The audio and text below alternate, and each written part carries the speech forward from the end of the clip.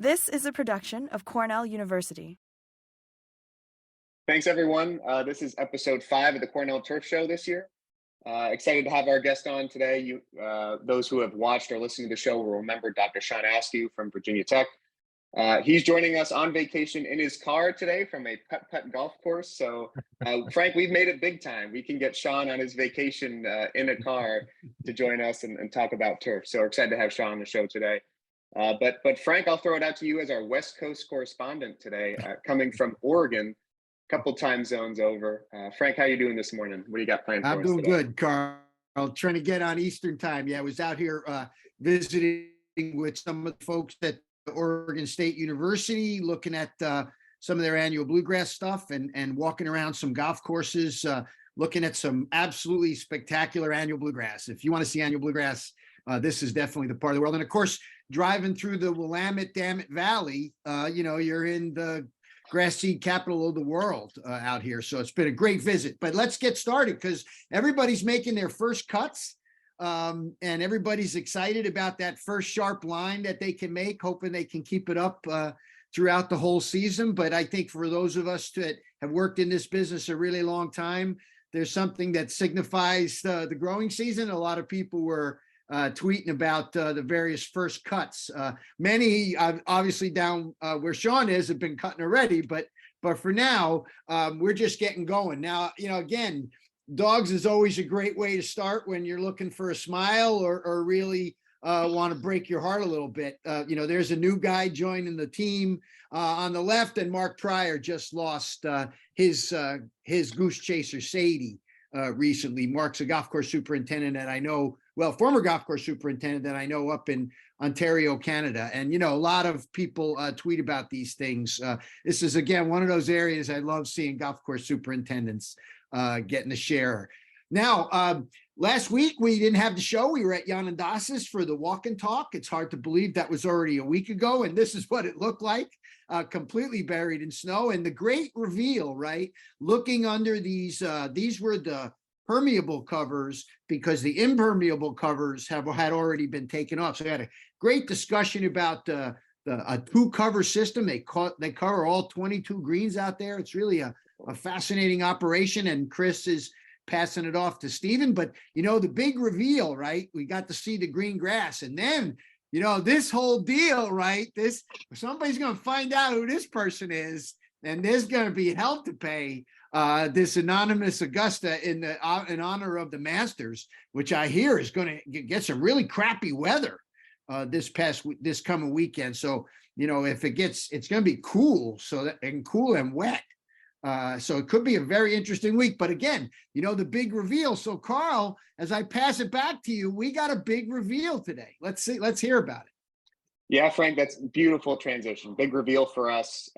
We've again, people who've watched and listened to the show for a while, you'll recognize this poster on the left, this golf course sustainability practices poster, right? We've been talking about pars, birdies, eagles for a couple years. We did the segments, right? BMPs, tips of the day. And the last year we've spent really sort of curating a next level resource, a companion document to that poster. And that's what we're calling a golf course sustainability handbook. So we just released that online yesterday. There's a QR code up here for those watching on the screen. Yeah. And I'll send a link in the chat as well. But really, Frank, what we've done with this is go into a next layer of detail. So we really talk about each practice. We pull it out, give it its own page. We talk about why it's important. And we really sort of tried to make this quick, bullet points, really easy to read, right? You'll see a lot of space on the screen. We worked with graphic designers. Mia's been great sort of laying these pages out to look nice. We've got icons there that indicate the seasonality, right? So when should we do a practice, spring, summer, fall, or winter? And then one of the things we were very intentional about, Frank, was addressing some of the hurdles or the barriers to adoption. So when we went out and surveyed a bunch of superintendents, really 3 years ago now, something like, for example, soil moisture meters, what we've got up on the screen here, that panel. We heard from them, hey, there's a couple, things that they told us, hey, here's why I don't do this. It costs a little bit, and hey, I can irrigate perfectly fine without a soil moisture meter. So we really try to acknowledge that throughout the handbook, and we say, hey, we understand you can be a great waterer, right, a great irrigator without a soil moisture meter, but try and talk about some of the other benefits, right? If you've got 2 or 3 people going out and hand watering on greens. They're going to see things differently. They're going to react to things differently. One person may see a little bit of drought and, oh, they're going to hammer it for 10 minutes. Another person might say, hey, we're good for the rest of the day.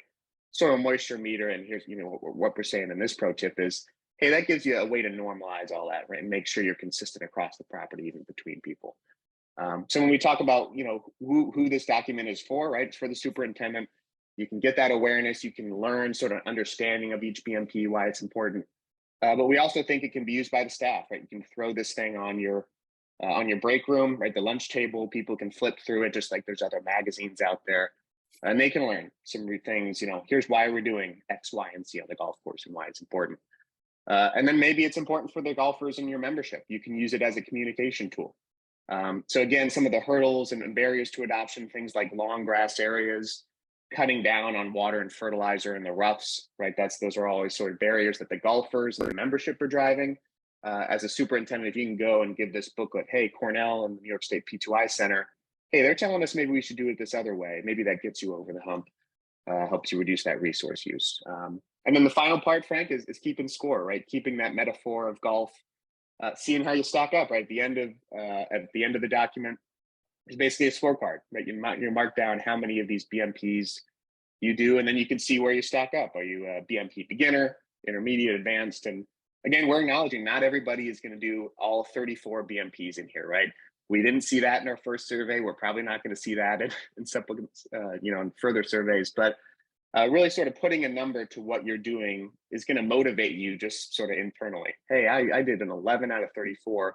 Hey, maybe there's a couple more pars or birdies I can knock off and up my score. So we think that might be a good motivational tool and a way for you to sort of keep track of your BMP progress. So Frank, we're super excited to release this. We're going to be doing a lot of outreach extension. We're going to send this physically to all the central and western New York courses, so they'll have a nice printed high quality document. And hopefully this creates a lot more awareness and implementation of some of these BMPs. Yeah, absolutely, Carl. Just some color here.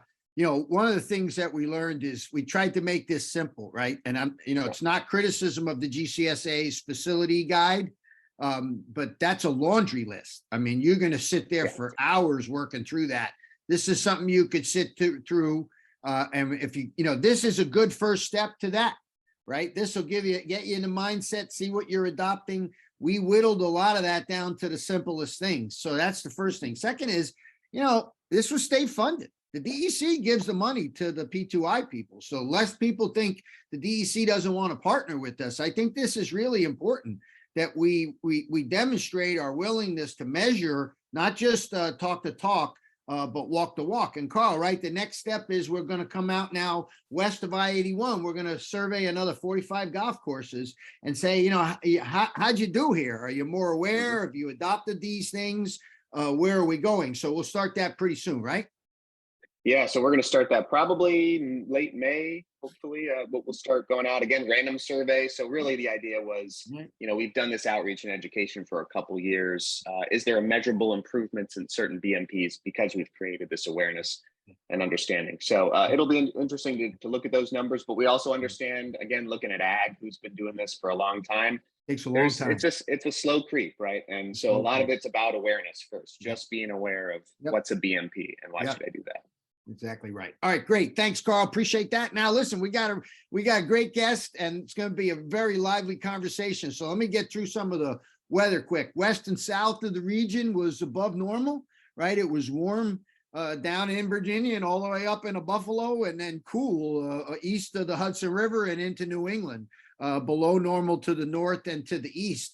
Now, soils are starting to really warm up, and we're going to, a big shift is coming based on Arti Gaetano was sticking his neck out this morning during the conference call, talking about the weather really warming up in the next couple of weeks, and the models are very much confirming this. But right now, you're in the 40s if you're upstate, you're in the 50s if you're downstate and along the coast. And it's been actually pretty dry. And Shawn, down by you last month, it actually has been looks like it's been pretty dry down by you, but wet to the western part of the region, certainly along the Great Lakes. But as I said earlier, pretty good confirmation that we're coming into a pretty solid, maybe 2-week period of warm and dry weather. Art says there's this ridge there's high pressure that's stuck over us now that's really is a signal of the changing climate as the gradient between the equator and the poles change. The weather patterns get fixed and they create things like an atmospheric river out west and at least a 2-week start of dry, warm weather, which means soils are going to warm. As they start to dry, right, they'll start to warm up a little bit to a certain point, and then they'll really start to match air temperature. Now, the conversation of the day, which you've already started because we took last week off, has been about annual bluegrass seedhead suppression. And we have really the guy who sort of revolutionized the changing of the way we think about it. Now, from our perspective, historically, we've gone with growing degree days through the spring, right? There's various models. We have both a proxy and an embark model that we keep on our forecast website that takes the data that others have done and the work that we have done, and it starts on a particular date. And a lot of people have used this model to great success. Others use the GDD tracker. This is Ron Calhoun's, based on Ron Calhoun's work many years ago out at Michigan State that was looking at these base 32 growing degree days for their work, and they've just applied it across the Northeast region as well. So there's slight variability when it's considered to be ideal and you're ahead or behind, but really, and so as we introduce Shawn Askew, Shawn, I will congratulate you for winning being awarded recognized as a fellow of the That Northeast. just means I'm Region. old, Frank. That just means I'm old, really. Well, but see, you're talking to somebody who, that's the first professional association I ever joined when I was a master's candidate at URI back in the mid 80s. I used to go with John Jagschitz back then. So to me, this is a really high honor. There's, like I do, some of these regional weed science societies, like the Southern Weed Science Society, is really strong. I mean, it's as strong as the national in some ways. You're a fellow of this organization.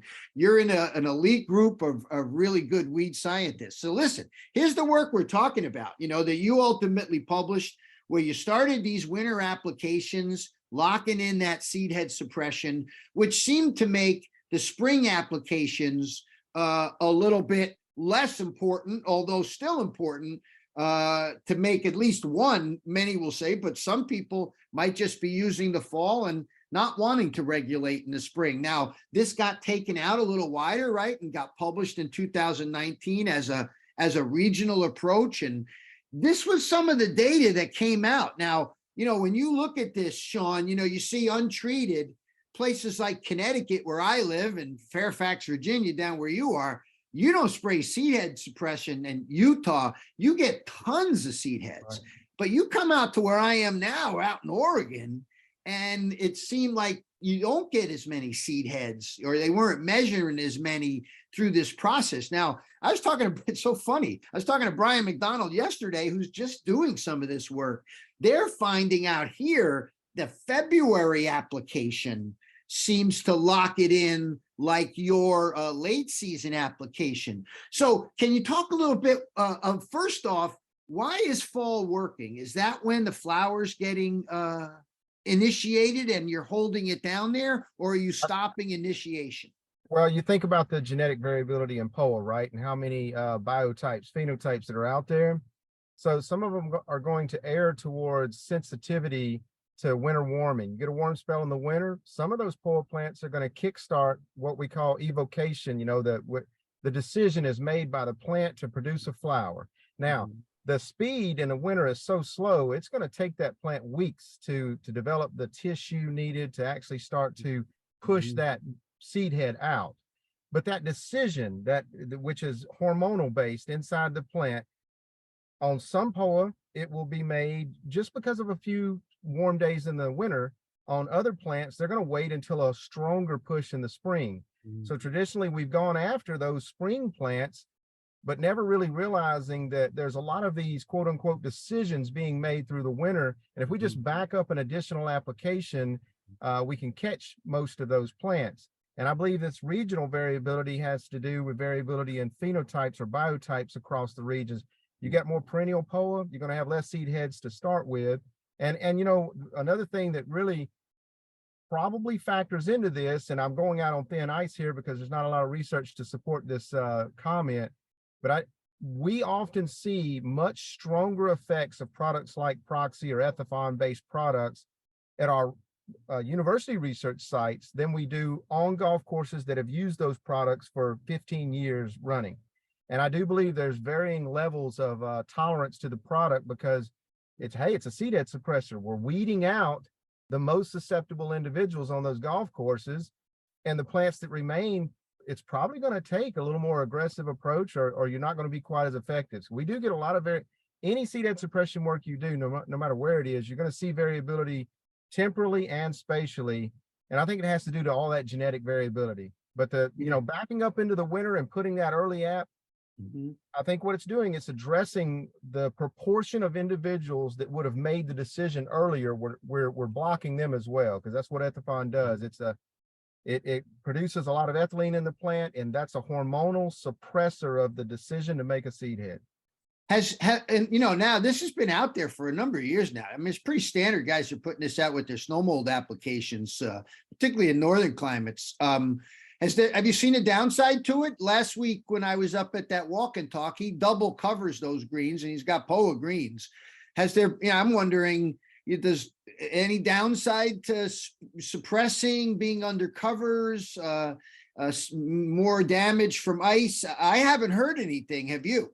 I have heard of some. It takes some pretty, in extreme places where you're already biting nails over losing POA annua to winter stress. Yeah. In those areas, I can't tell you to what degree. I don't think it's a huge, massive magnitude of effect from Ethifon, but it's not helping you. It's not helping you preserve the survival of those POA plants that you don't want to check out on your timeline, on any other timeline than your own. And so, yeah, I do think that there's a little bit of added stress to the POA.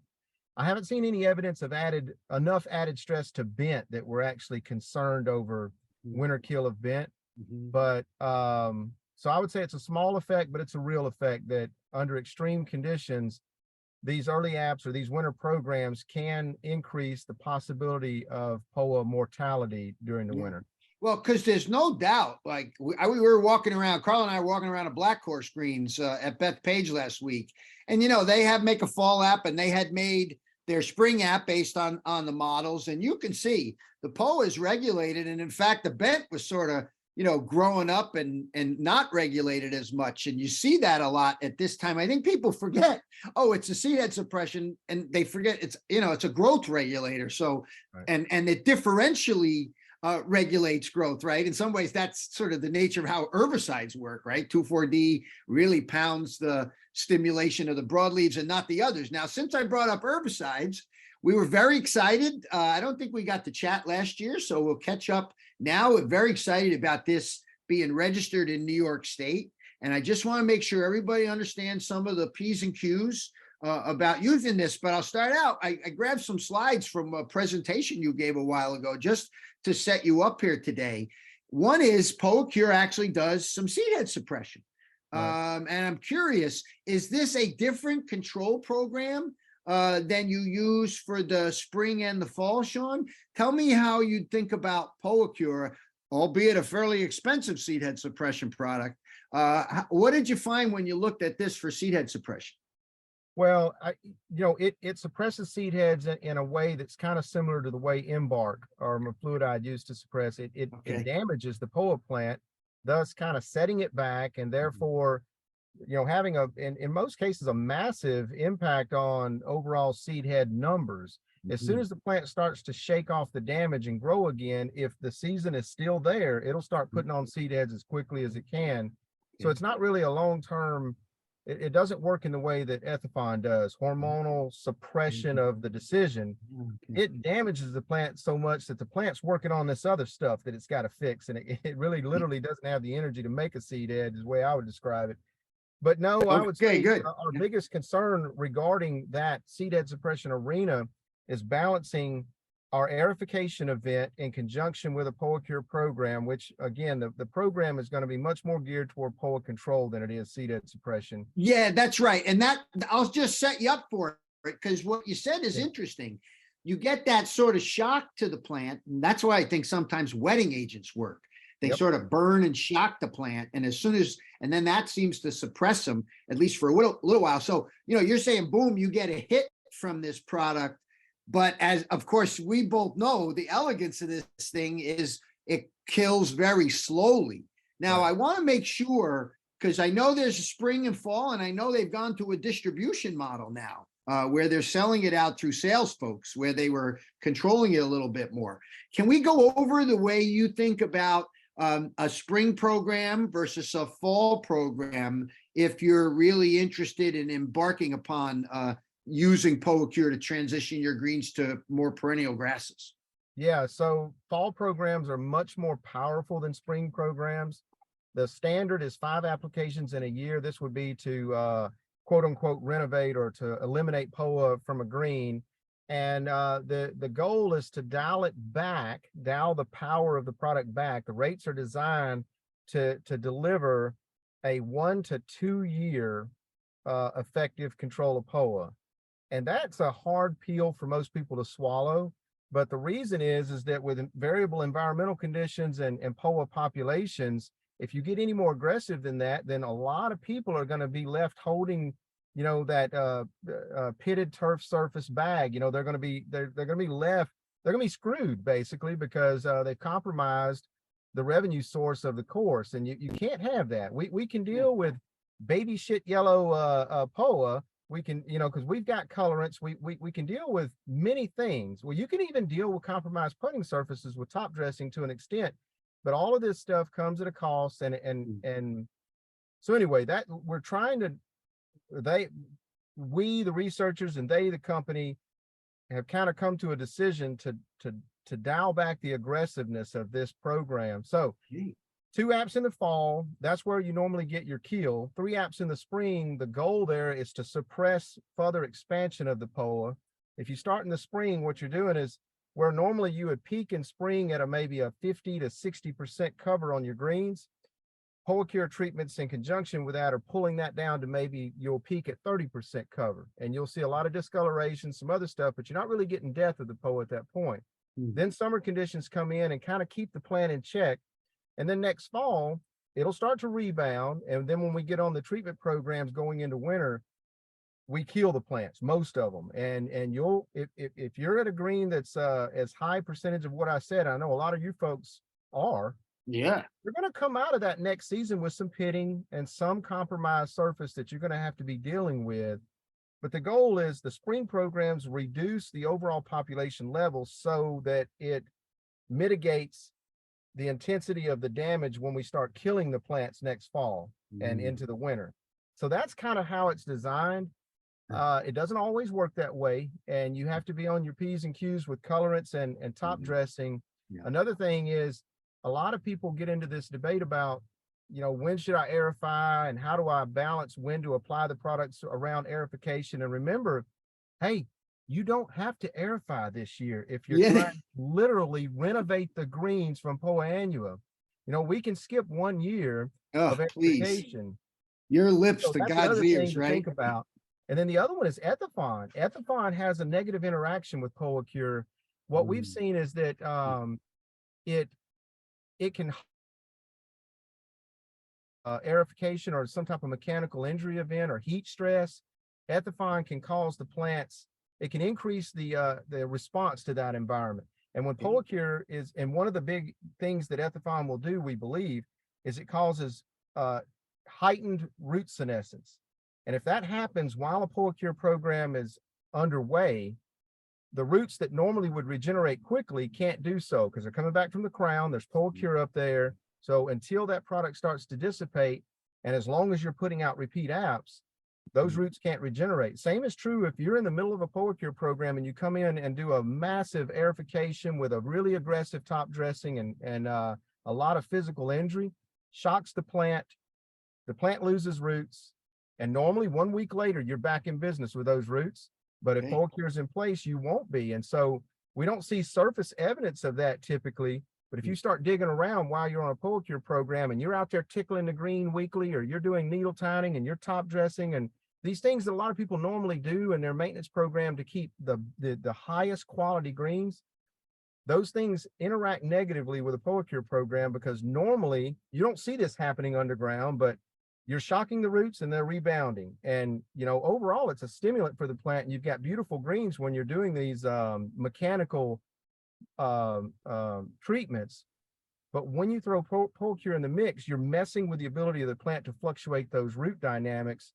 And it's best to just stay away from those potentially injurious physical treatments while you're on a PoaCure program. Okay, so what you're saying, this is very interesting. It's really nice that the thinking has evolved on this, Shawn. It sounds like it was like, okay, you do it and it happens. And now it's like, you got to take your time, because we've learned there are more situations where it doesn't work as well, or there's more damage than we'd expected. It's interacting with more things than we had expected. So, I mean, honestly, if you've had a lot of problems with winter damage, which is, I think, why this conversation's gotten more common, especially in the north, and you know, you got 50-50 or 70% POA, 30% bent greens, and you've had it, and you can't regrass. This is, and I don't want to say a poor man's option, because it isn't cheap, but it's actually cheaper than, you know, rebuilding the whole thing, as if the soils are working. You're saying it's a year to two, but that doesn't mean you can't have good greens. It just means you've just got to be a little bit more mindful that when you impose stress, it could have a more dramatic effect.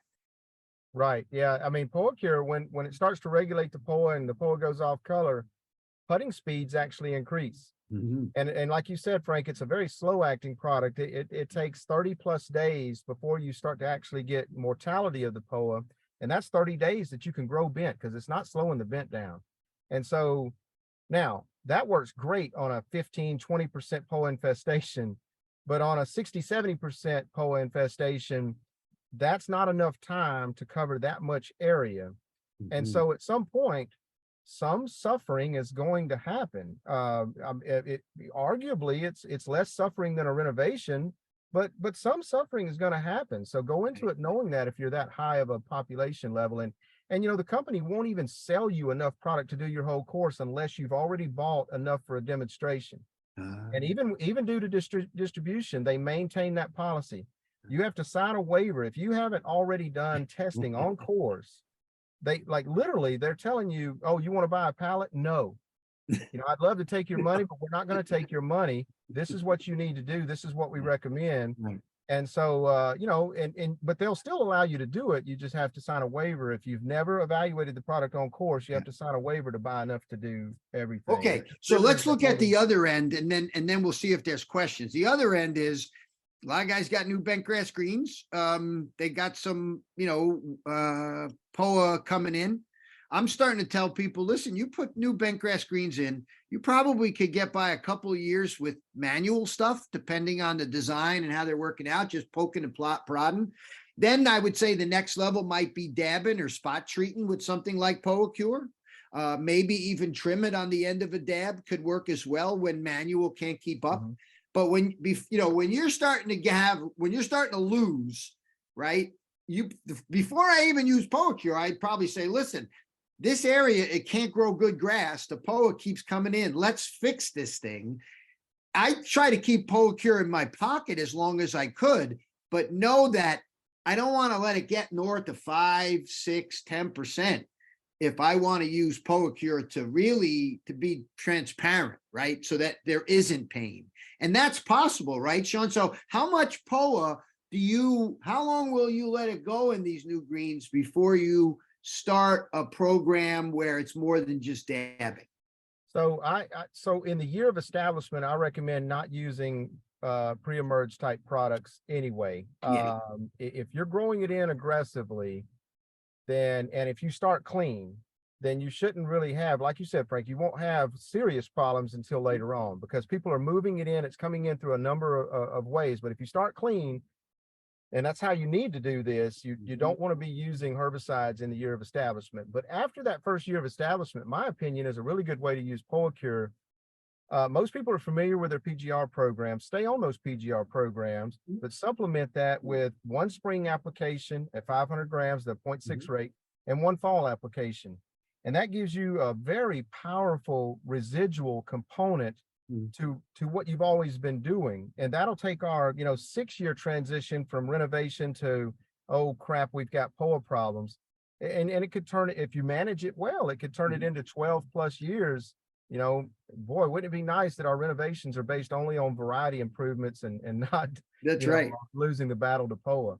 But I think that's one way to do it is within the first couple of years, go on and just supplement what you're doing with dabbing or with just the spring fall program, which is, just those 2 apps in a year is far less than a PGR program in total cost. It's not quite as costly as the 5 app per year, so. It's interesting. It's exactly 2/5 of the cost. All right. Now listen, we didn't get to the cryogenic and the weights, and I didn't get to that drone work you do. So I might bug you again in the next couple of weeks to get you back on the other show, because that stuff is cool. We've got some crazy cool stuff you got some on right now. You do. I mean, the cryogenic stuff is every time I keep looking at it, it's looking better and better. Just imagine a golf course where you have robots that can dock to a liquid air machine on your course, taking your air, turning it into liquid air, putting it into a robot, and then the robot's going out and spot treating plants. And you get a better environmental profile than I borrowed air for a little while, made it cold and killed weeds with it, and then I put it back into the air. Only if it's solar powered robot. Well, I'm working on that. I'm actually using one that I haven't tweeted on. We're using solar collectors. We're using parabolic mirrors to concentrate sunlight to kill weeds. So we see this, Shawn. We see this in New York City. There's a couple of turf areas I've worked on in New York City, even lawn roofs, where they're putting that glass that helps the birds not run into it. It really transmits heat down, and they've started to see impacts on turf quality. It's part of the heat island effect as well. It's so fascinating. The stuff I've got with one small mirror about 12-inch diameter, I can melt glass in 15 seconds. So a human can't do it, but a robot can direct those things with the precision needed. Either that, of course, there's a combustion issue with that. So what I'm looking at is I'm using the parabolic mirror to heat a probe, and then the probe is being stuck into the weed. And so honestly, it's more of a marketing advantage than it is biological in terms of the solar collection. My backup is going to be butane for the probe to make sure that these robots can always work, because we get cloudy days. And for sure. Yeah, we've got some really fun ideas going in that arena. This is great. Listen, we got to go because we're past the time, but I can't. Now we've teased everybody, Shawn, because it's too interesting. Because as a weed scientist, I'm so pleased to see you work on these alternatives, because you and I know herbicides are now on some sort of expiration date with not a lot of new chemistry coming. If we don't start thinking about this now, when those things stop working in another 15 or 20 years, we're not going to have anything. So these things that sound goofy are going to be pretty practical I get in a lot another of 5 phone to calls 10 about years. these goofy things. I'm telling you. All right. People are backed into a corner, right? They need other options. 100%. Shawn, great. Thanks for taking the time during your vacation. I hope you get a hole-in-one on the putt-putt. Carl, get us out of here. Yeah, thanks a bunch. Yeah, we'll get Shawn back to the putt-putt course. Novel weed control strategies. Go follow Shawn on Twitter. He's got a lot of cool stuff. Like he said, he's tweeting about the drones and the cryogenic stuff. Go give him a follow. We'll be back again tomorrow with Dr. Aaron Patton from Purdue, chatting about lawn and landscape stuff. Until then, take it easy, everybody. All right. This has been a production of Cornell University, on the web at cornell.edu.